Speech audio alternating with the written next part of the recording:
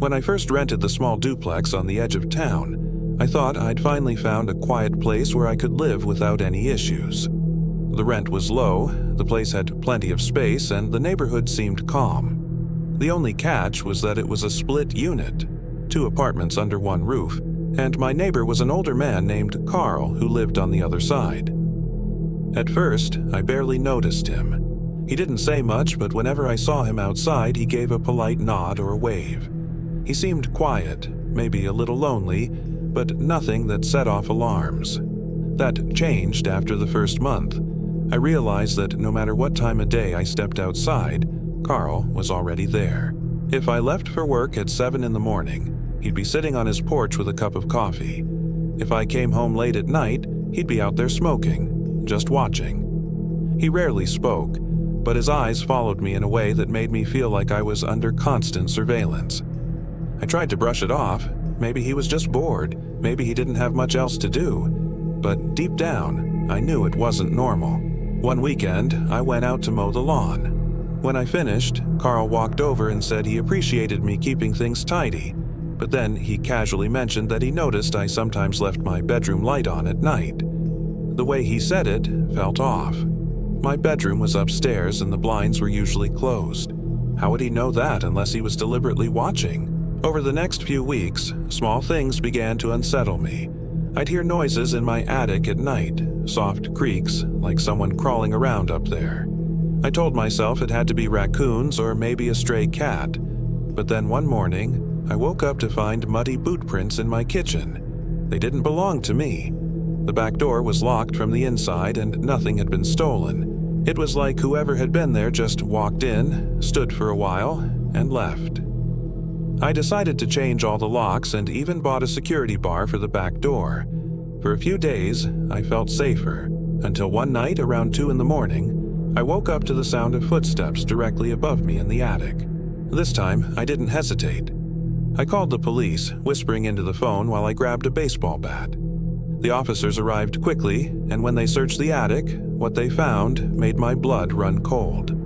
There was a small hidden door that connected my attic to Carl's side of the duplex. Inside my half, they found a sleeping bag, food wrappers, and a pile of Polaroid photos. The pictures were of me, taken inside my own house while I was sleeping, eating, watching TV. Dozens of them. The police went straight to Carl's unit, but he was gone. His furniture was still there, but there was no trace of him. The officers told me they'd try to track him down, but weeks went by without any updates. I moved out as soon as I could. Even now, I can't shake the feeling that he's still watching me. Sometimes when I'm lying in bed, I think I hear faint creaks above me, the same way I did that night. And I wonder if Carl ever really left, or if he's just waiting for the right time to come back.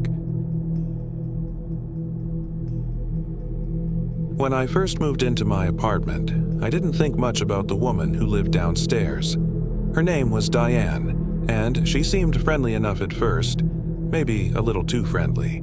She was in her late 40s, lived alone with several cats, and always struck up conversations whenever she saw me. At first, it was harmless small talk, but after a while it started to feel like she was paying a little too much attention to me. She'd make comments like, "You stayed up late last night, didn't you? I could hear you moving around." Or, "I noticed you didn't cook dinner yesterday. You should eat better." I thought she was just being nosy, but then I realized she wasn't just guessing. She actually knew.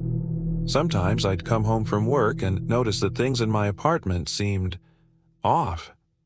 A chair pulled out slightly, a glass in the sink that I knew I hadn't used. It was subtle enough that I almost convinced myself I was imagining it. Until one night, I found one of Diane's cats sitting inside my living room. The doors and windows had been locked all day.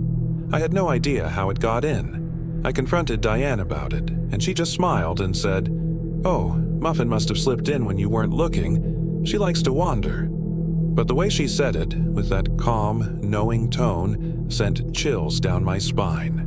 Things escalated when I started finding little notes under my door.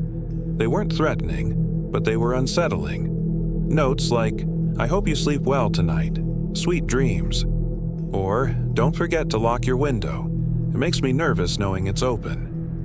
At that point, I knew she was getting into my apartment somehow, but I couldn't figure out how.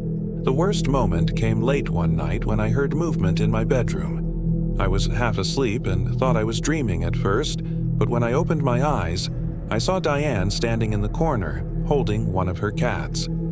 She didn't say a word. She just stood there, watching me. I froze, too scared to move. After what felt like forever, she slowly walked out of the room and down the stairs. I called the police immediately, but by the time they arrived, Diane was gone. Her apartment was empty. It looked like she had packed up and left in the middle of the night. The landlord told me she'd only lived there for a few months and had vanished like this before in other places. The next morning, I found a single note slipped under my door. It read, "Don't worry, I'll still be watching."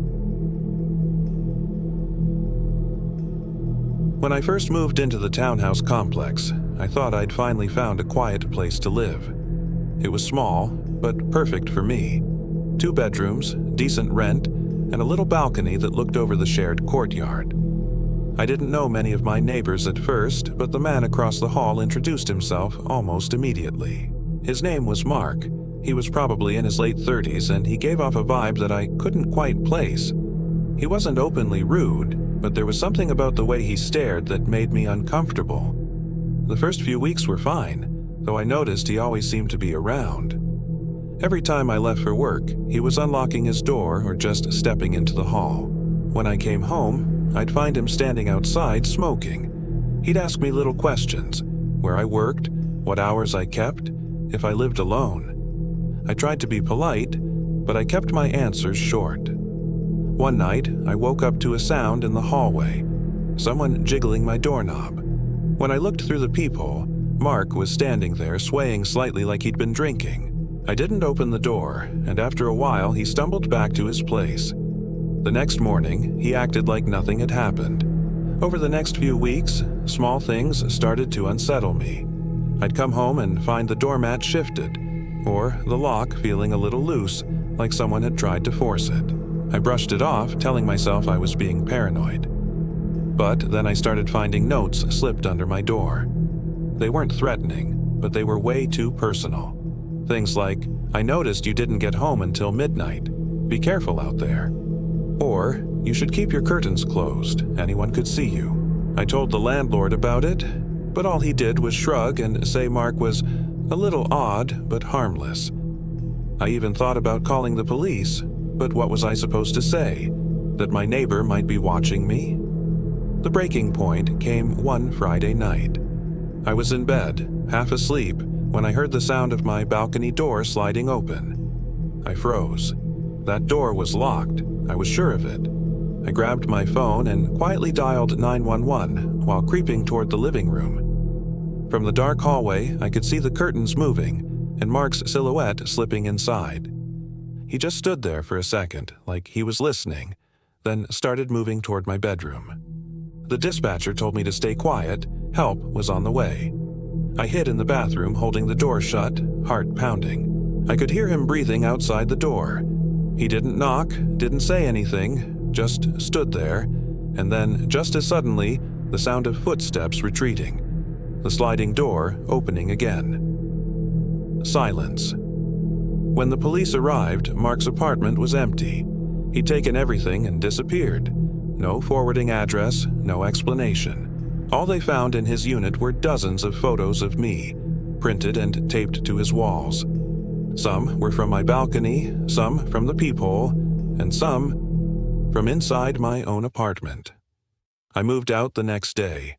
To this day, I still check every lock twice before I go to bed.